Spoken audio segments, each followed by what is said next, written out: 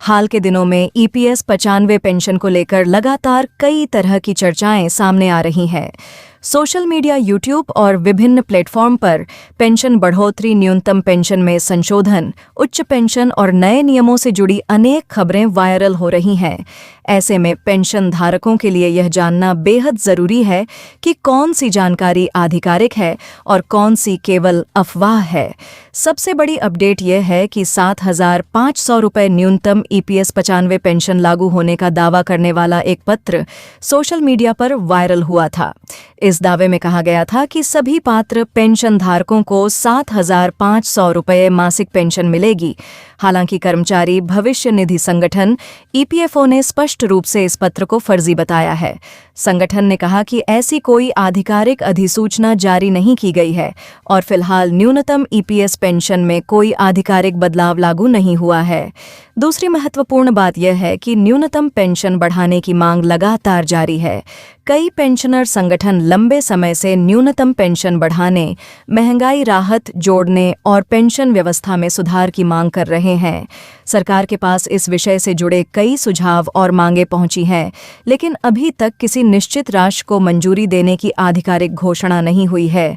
विभिन्न मीडिया रिपोर्टों में 1,500 रुपये, 2,000 रुपये, 2,500 रुपये और 3,000 रुपये तक की संभावित न्यूनतम पेंशन पर चर्चा की गई है, लेकिन यह केवल प्रस्ताव या संभावित विकल्प है, अंतिम निर्णय नहीं। सरकार ने संसद में यह भी स्पष्ट किया है कि वर्तमान में ईपीएस 95 के तहत न्यूनतम पेंशन 1,000 रुपये प्रतिमाह ही बनी हुई है। श्रम मंत्रालय का कहना है कि किसी भी बढ़ोतरी का फैसला वित्तीय स्थिति फंड की दीर्घकालिक स्थिरता और सभी संबंधित पहलुओं को ध्यान में रखकर ही लिया जाएगा। इसलिए फिलहाल पेंशन धारकों को किसी भी वायरल संदेश पर भरोसा करने से पहले आधिकारिक पुष्टि का इंतजार करना चाहिए।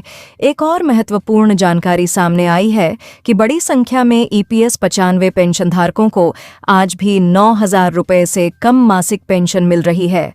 संसद में प्रस्तुत सरकारी आंकड़ों के अनुसार लाखों पेंशनभोगी कम पेंशन पर निर्भर है।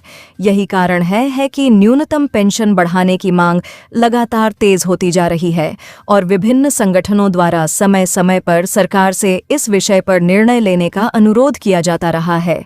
उच्च पेंशन यानी हायर पेंशन का विषय भी अभी चर्चा में बना हुआ है।